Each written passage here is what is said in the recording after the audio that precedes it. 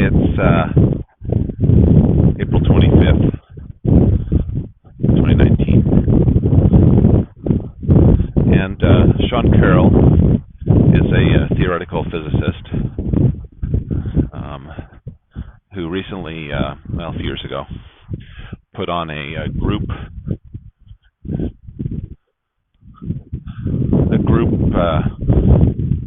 chat with people like Daniel Dennett, Richard Dawkins. Daniel Dennett was there for more of the time. Richard Dawkins, I think, was just there for one day. A group chat called Moving Naturalism Forward. So I watched a number of hours of that, and thought it was some parts were interesting, some parts of it were idiotic and pedantic, but some parts were interesting. So there was that occurrence. But then one thing that I found since I started, since I got married, starting having children,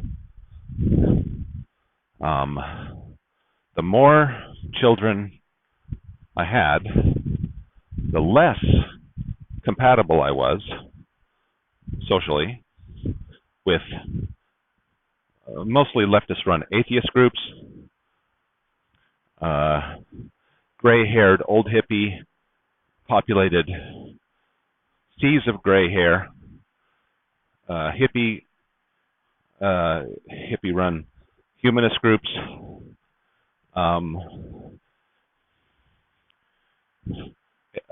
LGBTQ, AAIP, PZ, weirdo-run, and widely populated Unitarian Universalist groups.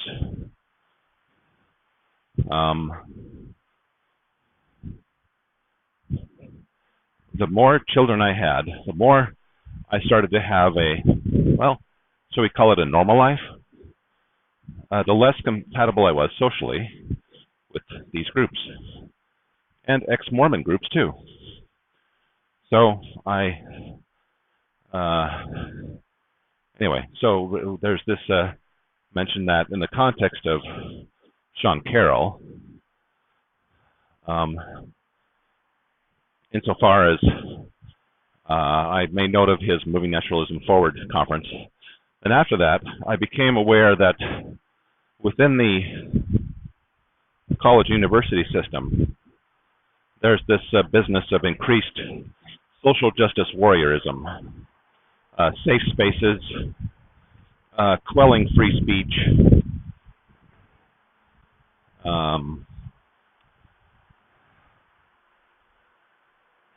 trigger warnings, all that stuff.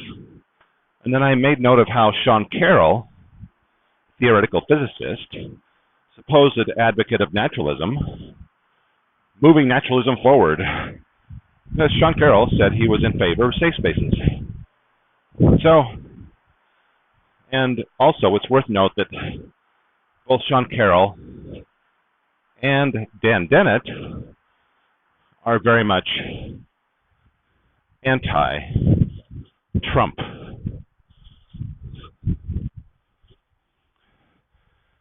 Trump derangement syndrome. Them along with Sam Harris. So Sam Harris, Dan Dennett, Sean Carroll,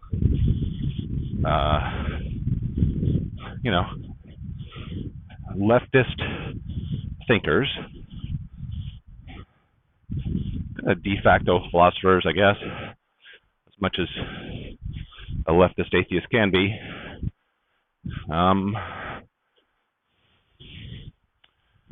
Deranged about the election of Trump and wanting the rape-enabling pay-to-play harlot Hillary Clinton to be in. So I sent some messages to Sean Carroll on Twitter, and he blocked me.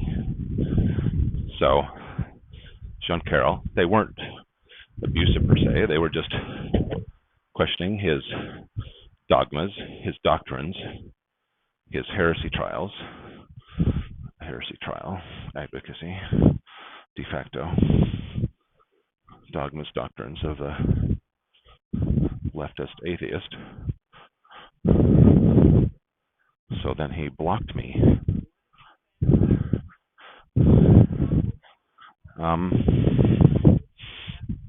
He blocked me. So how does that move naturalism forward? To have ideas you disagree with be blocked from your view if you're a public intellectual like Sean Carroll. How is that moving naturalism forward?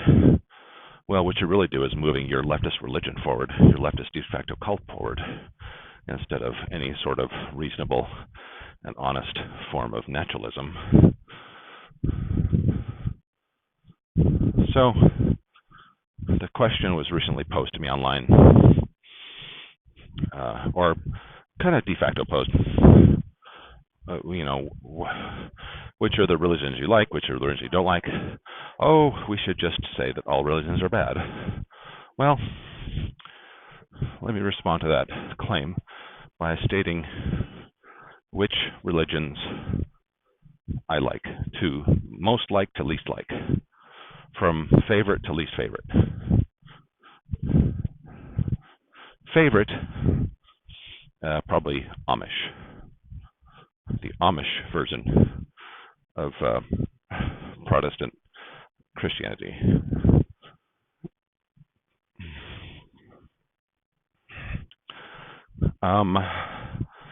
After that,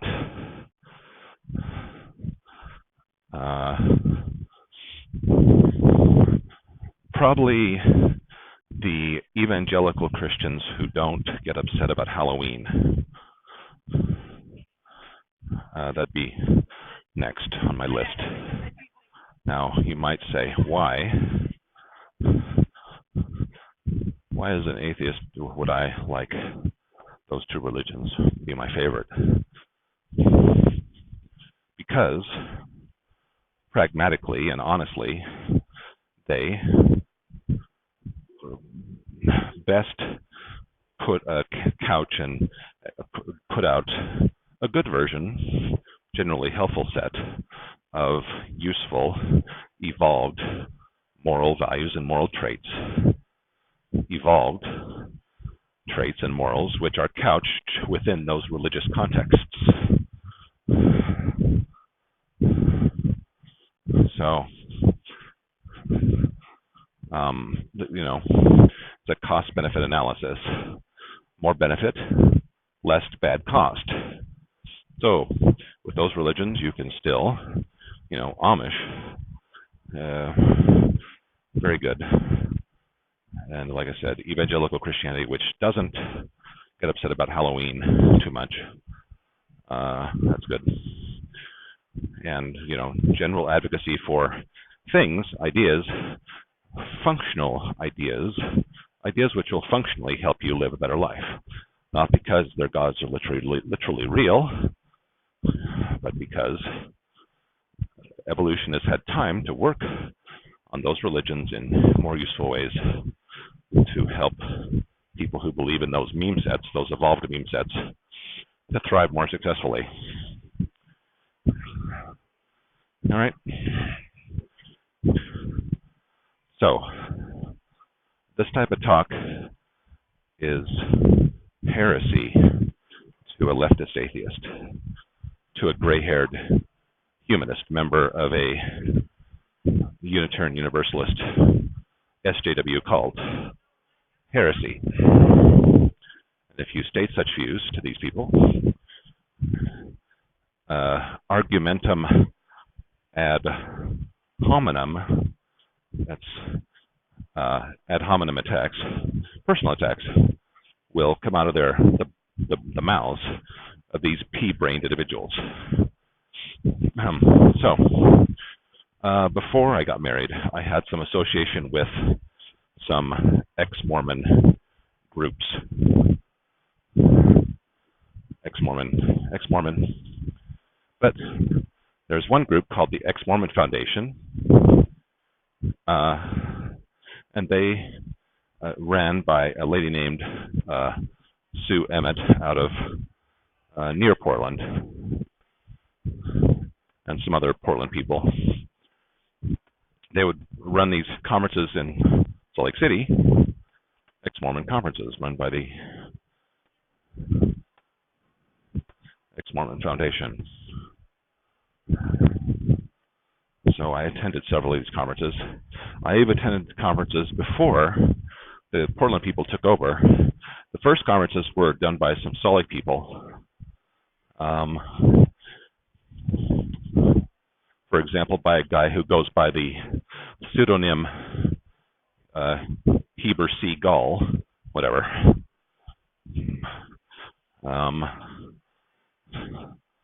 That's his pseudonym. Then the Portland people took over. I attended these conferences.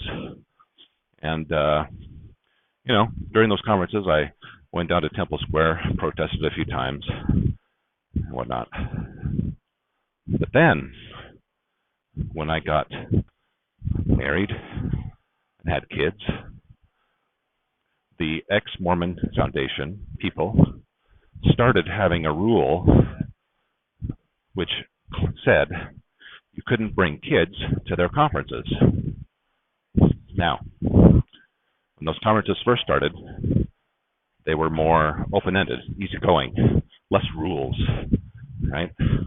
But then, the micromanaging assholes who ran that conference, Portland people, people who jumped out of Mormonism and into gray-haired seas of gray hair,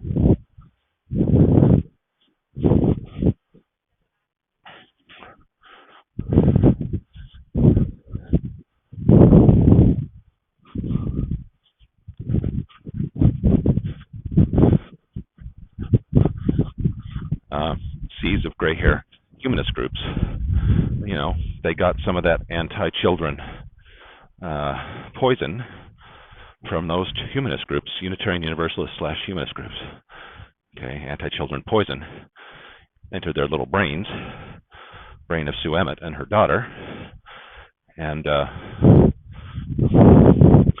they apparently enacted rules that said no children at ex-Mormon conferences. And think about it, you know, Mormons kind of tend to have more children, so having a rule that says no children allowed at ex-Mormon conference is kind of a stupid, dumb shit concept. I mean, you want Mormons to come to your conference? Or not? I guess not. You know, just the only people who can go, really, are the people who have been sucked in to the Stonewall SJW cult, the LGBTQPZ outlier freaks. Those people can go. Or the basement-dwelling virgins who are morbidly obese, such as I used to be, in all those cases, they can go. But once the basement-dwelling virgin loses 110 pounds, gets a wife, starts having children, he becomes less welcome at the ex-Mormon conferences. Okay, that's just an example. Another example of increased social incompatibility once I started having a normal life, a normal, inherently reproductive life, is the group Atheists of Utah. Atheists of Utah used to be, or when it first kind of started, it was run by a normal guy who liked women for his mates. His older wife was dying, and then he found a girlfriend, a pro-life atheist girlfriend,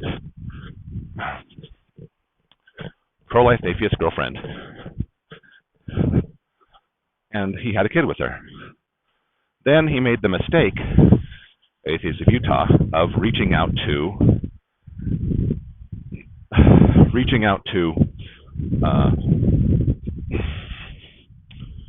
the Stonewall Outlier Pride activity in Salt Lake City. That resulted in a gradual, well, not a gradual, pretty fast takeover of Atheists of Utah into a gay club. Once it had been converted into a gay club, me and my new family were not welcome at their parties. Okay? And also, when I went to their coffee chats, I heard one foul-mouthed lesbian say the following phrase: fucking stupid breeders. Now think about that. Think about that phrase. Think about how all the chain of events that led to you being brought into existence. And then you hear that phrase, fucking stupid breeders, from a lesbian member of Atheists of Utah. And she was exemplative of that group's general stance once they had been taken over by all the freaks who show up at Gay Pride Salt Lake. Outlier Pride. It's not really gay. It's more like non-reproductive dumb shit outlier pride. Anyway, so that happened. So I made note of that. Now, more recently, I decided to wade into some ex-Mormon groups on Facebook, and talk about how, well, jumping from the ultra-right to the ultra-left is not a panacea answer. There's abuses in Mormonism, but if you leave Mormonism and jump into the hands of the ultra-left, socially and pseudo-intellectually, I'll add the word pseudo in there, you might end up being worse off. And that you can just glom onto new dogmas, new doctrines, engage in heresy trials against people in your new de facto religion, de facto cult. And it's a religion with less value because it has less evolved morals couched within it. And the religions which most usefully couch morals are ones which promote inherent reproduction. So, God, you say this to a leftist atheist, their heads will explode. You say it to your average dumb shit ex-Mormon, leftist ex-Mormon, by default, I guess, reactionary, the expletives will start coming out of their little ex-Mormon mouth. So that's the situation. So Sean Carroll is not interested in moving naturalism forward. Dan Dennett, they've all got Sam Harris. They've got basically Trump derangement syndrome, But pragmatically and honestly, Trump embodies the working class values of my Democrat father. And he wants to defeat the slimy globalists who want to screw over America. So, anyway, that's my walking commentary for today. Off to a work meeting next. All right.